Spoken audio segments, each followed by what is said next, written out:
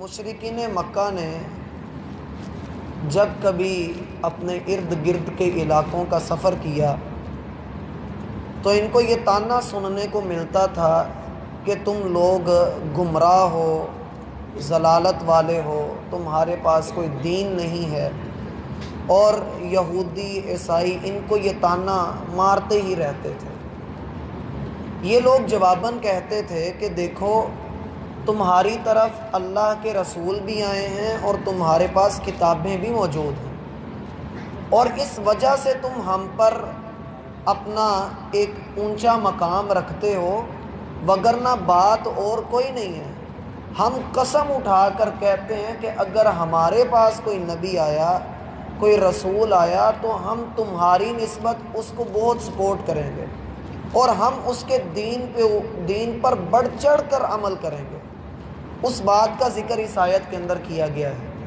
جب لوگوں نے ان کو طعنے مارے تو انہوں نے جواباً کہا اور قسم اٹھا کر کہا کہ لَإِن جَاءَهُمْ نَذِيرٌ، اگر ان کے پاس کوئی ڈرانے والا، کوئی اللہ رب العالمین کی پہچان کروانے والا آئے گا، لَيَكُونُنَّ أَهْدَىٰ مِنْ إِحْدَى الْأُمَمِ، یہ پہلی ساری امتوں کی نسبت، جتنے بھی لوگ گزرے ہیں ان سب کی نسبت اس رسول کی بہت زیادہ پیروی کرنے والے ہوں گے۔ سارے لوگوں کی نسبت ہدایت والے یہ بن جائیں گے۔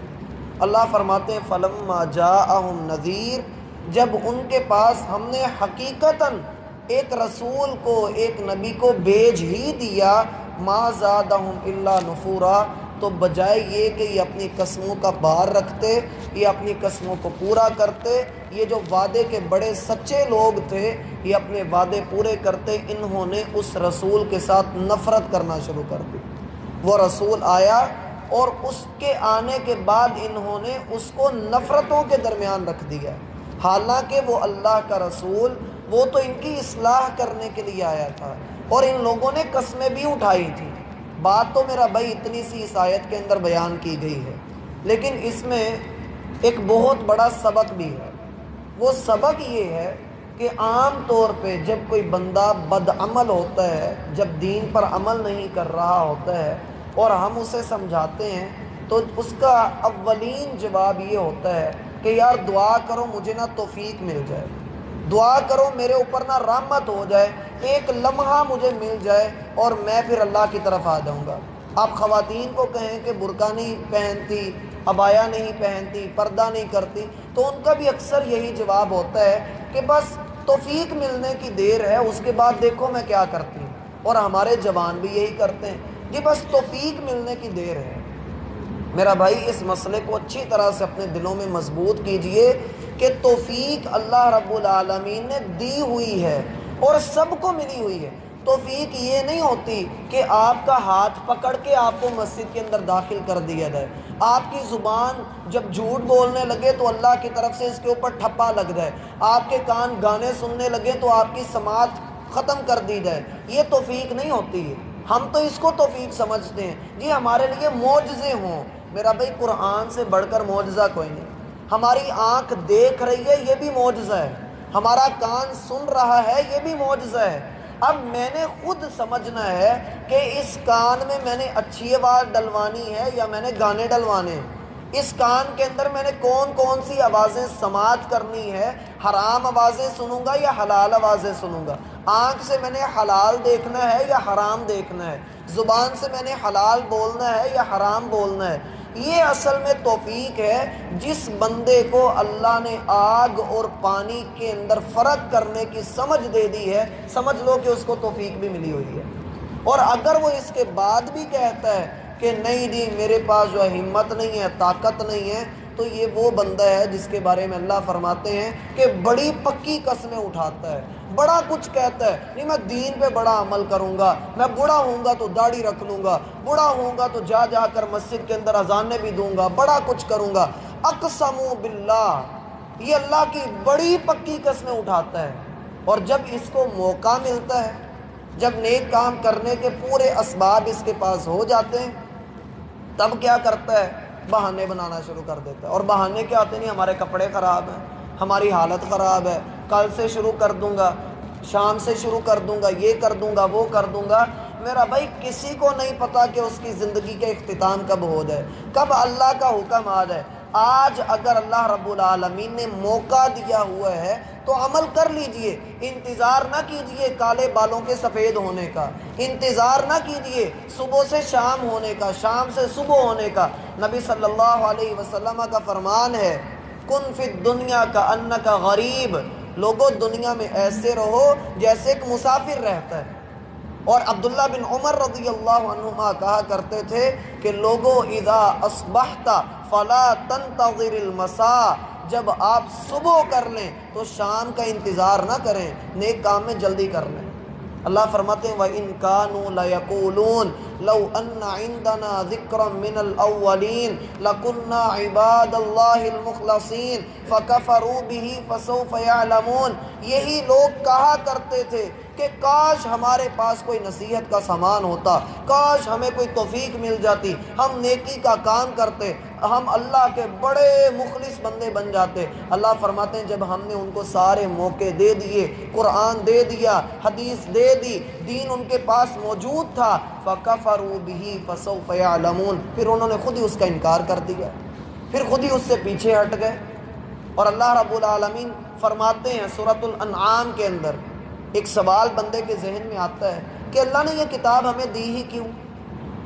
وجہ کیا بنی اللہ نے کتاب کیوں دی؟ ایک تو یہ ہم نے عام طور پہ سنا ہوا ہے جن انسانوں کی ضرورت تھی اس لیے اللہ نے کتاب نازل کر دی، اللہ نے رسول بھیجے تاکہ اللہ رب العالمین کی طرف سے حجت قائم ہو جائے، لوگ کل کو اللہ کو یہ نہ کہہ سکیں کہ اللہ تو نے کوئی ڈرانے والا نہیں بھیجا۔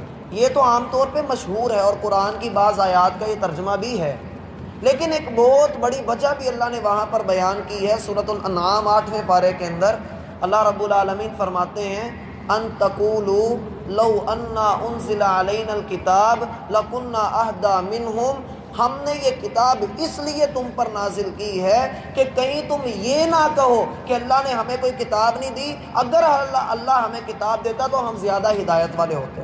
ہم نے تمہیں کتاب بھی دے دی، رسول بھی دے دیا، ڈرانے والا بھی دے دیا۔ اب انسان کے پاس ہر وقت ایک ڈرانے والا موجود ہوتا ہے، اس کے اندر کا دل کا مفتی اس کو فتویٰ دے رہا ہوتا ہے کہ بھائی ڈر جا، یہ غلط کام ہے، اور اگر وہ نہیں ڈرتا تو پھر کیا ہوتا ہے؟ اللہ فرماتے ہیں ما زادہم الا نفورا، یہ نفرت کے سوا اور کچھ نہیں کرتا۔ ہم دین سے اپنی نفرت کا اظہار زبان سے تو نہیں کرتے ہیں، دین سے کوئی بندہ نفرت کا اظہار کرے گا میرا بھائی وہ پکا دین سے خارج ہو جائے گا، دین سے وہ نکل جائے گا۔ لیکن بڑے دکھ کے ساتھ کہنا پڑتا ہے جو لوگ دین کے اوپر عمل نہیں کرتے، دین کو چھوڑ دیتے ہیں، اس کا سیدھا سادہ مطلب اللہ نے بتایا کہ وہ نفرت کرتے ہیں، ان کو پسند نہیں ہے، ان کے دل کو اچھا نہیں لگا ہے۔ اللہ فرماتے ہیں سورۃ البقرہ کے اندر تم تو یہ چاہتے ہو افتؤمنون ببعض الکتاب وتکفرون ببعض، تمہارا تو یہ مطمع نظر ہے کہ دین کا جو حصہ تمہیں اچھا لگتا ہے تم اس پہ عمل کر لو، اور جو حصہ تمہیں بھلا نہیں لگتا، تمہاری طبیعتوں کے مطابق نہیں ہوتا، تم اس کو چھوڑ دو۔ اور ہمارے ہاں لوگ یہ بھی کہتے ہیں جی دین کے اندر سختی کوئی نہیں ہے، یہ جملہ آپ نے بھی سنا ہوگا۔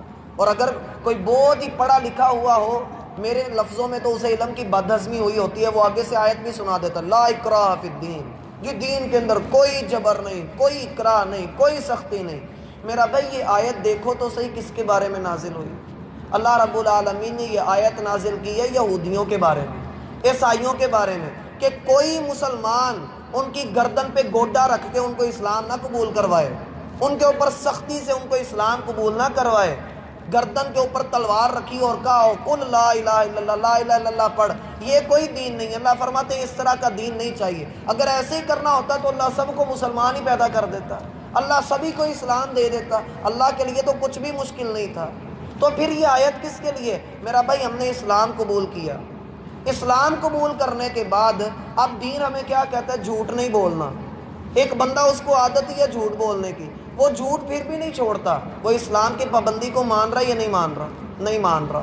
اسلام نے اس پر پابندی لگائی ہے، یہ اسلام نے سختی نہیں کی تو اور کیا کیا ہے؟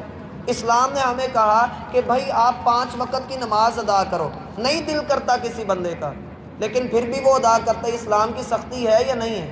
آپ اس کو سختی کا نام دیں، آپ اس کو پابندی کا نام دیں، آپ اس کو قانون کا نام دیں، اصول کا نام دیں، ضابطے کا نام دیں، رولز کہہ لیں، ریگولیشنز کہہ لیں، اب جو مرضی اس کو کہہ لیں، دین کے اندر کچھ نہ کچھ پابندیاں موجود ہی ہیں۔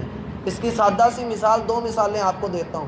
ایک مثال یہ کہ بھائی آپ کسی بھی ملک میں جاتے ہیں، پاکستان میں تو خیر رولز فار فولز ہوتا ہے، اور پاکستان کے علاوہ آپ کسی ملک میں جائیں، وہاں پر آپ کو کیا چاہیے؟ قانون آپ پر فوراً لاگو ہو جاتا ہے۔ آپ نے اس ملک کے اندر کوئی غلط حرکت کی، اس کے قانون کے مطابق آپ کے ساتھ معاملہ کیا جائے گا۔ ایسے ہی ہے جی، ایسے ہی ہوتا ہے نا۔ آپ نے وہاں پر جا کر جو کیا، وہاں آپ کہہ دیں نہیں جی دین کے اندر کوئی سختی نہیں، تو ملک کے اندر بھی کوئی سختی نہیں۔ بھائی آپ نے ان کا رول توڑا ہے، آپ نے ان کا قانون ختم کیا ہے، آپ کو سزا تو ملے گی۔ اور لوگ آج کل قادیانیوں کے بارے میں بڑا نرم گوشہ رکھتے ہیں کہ جی یہ مرتد نہیں ہے، ان کو قتل نہیں کیا جائے گا، یہ پکے مرتد ہیں۔ اس کی دلیل بھی دیتا ہوں۔ ایک تو یہ مثال ہے کہ بھائی آپ کسی ملک میں جا کر ان کا قانون توڑتے ہیں تو ان کا حق ہے کہ وہ آپ کو سزا دیں، وہ آپ کے اوپر اپنا قانون نافذ کریں۔ یہ مثال بڑی مثال ہے۔ ایک بندہ ہے، وہ ایک عورت کو نکاح کا پیغام بھیجتا ہے، اس کو نکاح کا اس نے پیغام بھیجا، اس عورت نے انکار کر دیا۔ اب وہ عورت بے پردہ ایک دن گھر سے باہر نکلی، یہ صاحب اٹھ کر جاتے ہیں اور اس کے بازو سے پکڑ کے اس کو کہتے ہیں تو پردہ نہیں کرتی ہے۔ کیا کہیں گے لوگ اس کو؟ یہ بے وقوف آدمی ایک غیر عورت کے اوپر ہاتھ اٹھا رہا ہے، یہی کہیں گے لوگ۔ حالانکہ وہ اس کے نکاح میں بھی نہیں، اس نے نکاح کا پیغام بھیجا، انکار ہو گیا۔ یا کوئی بندہ کسی عورت کو اٹھ کر یوں کہہ دے، بے پردہ عورتیں بازار میں کتنی ہیں، آپ ان میں سے کسی ایک کو کہہ دیں کہ تو پردہ نہیں کرتی ہے، یہ ہے وہ ہے، سارے لوگ آپ کو کہیں گے کہ آپ غلط کر رہے ہیں۔ لیکن میرا بھائی ایک عورت آپ کے نکاح میں ہے اور وہ بے پردہ باہر نکلتی ہے، آپ بھرے بازار میں اس کو کہتے ہیں کہ اللہ کی بندی چل گھر کے اندر پردہ کر کے نکل، سارے لوگ آپ کا ساتھ دیں گے، آپ کے خلاف ہوں گے؟ آپ کا ساتھ دیں گے کہ وہ آپ کی بیوی ہے۔ میرا بھائی جب آپ اسلام کے اندر آ گئے تب آپ کے اوپر پابندیاں ہیں، اور جب آپ اسلام کے اندر نہیں ہیں تب آپ کے اوپر اسلام کی پابندیاں بھی نہیں ہیں۔ اس لیے اس بات کو سمجھ لیجیے، یہ جو مرتد ہیں، قادیانی ہیں، یہ کہتے ہیں کہ محمد صلی اللہ علیہ وسلم بھی اللہ کے رسول ہیں، اور نعوذ باللہ وہ دجال کذاب بھی اللہ کا رسول ہے، نعوذ باللہ من ذالک۔ اس لیے جو شخص من بدل دینہ فقتلوہ، جو دین کو بدلتا ہے اسے قتل کیجیے۔ اور یہ ریاست کا کام ہے، ریاست اس کو پکڑے، حکومت اس کو پکڑے، قانون اس کو پکڑے، اس کو قتل کرے، اس کو قید کرے، وہ آگے کا معاملہ ہے۔ اور ہمارا دین یہی حکم دیتا ہے کہ مرتد کا حکم یہی ہے کہ آپ اس کو قتل کریں گے۔ مجھے امید ہے کہ آپ کے لیے یہ مسئلہ واضح ہوا ہوگا۔ دین کے اندر جو ہے وہ پابندیاں موجود ہیں۔ آپ دین کے اندر آتے ہیں تو ایک ضابطے کے اندر آتے ہیں، ایک قانون کے اندر آتے ہیں، اور اس قانون کے مطابق ہی آپ کو زندگی بسر کرنی ہے۔ اللہ نے اسی لیے قرآن میں کہا ہے ادخلوا فی السلم کافہ، دین میں پورے کے پورے داخل ہو جائیے، اس سے نفرت نہ کیجیے۔ اور جو نفرت کرتے ہیں وہ عمل بھی نہیں کرتے۔ آگے اللہ رب العالمین نے 2-3 وجوہات اور بھی بتائی ہیں، اللہ نے توفیق دی تو انشاءاللہ اگلی ملاقات میں ان کو دیکھیں گے۔ وما توفیق الا باللہ۔ مشرکین مکہ نے جب کبھی اپنے ارد گرد کے علاقوں کا سفر کیا تو ان کو یہ طعنہ سننے کو ملتا تھا کہ تم لوگ گمراہ ہو، ضلالت والے ہو، تمہارے پاس کوئی دین نہیں ہے۔ اور یہودی عیسائی ان کو یہ طعنہ مارتے ہی رہتے تھے۔ یہ لوگ جواباً کہتے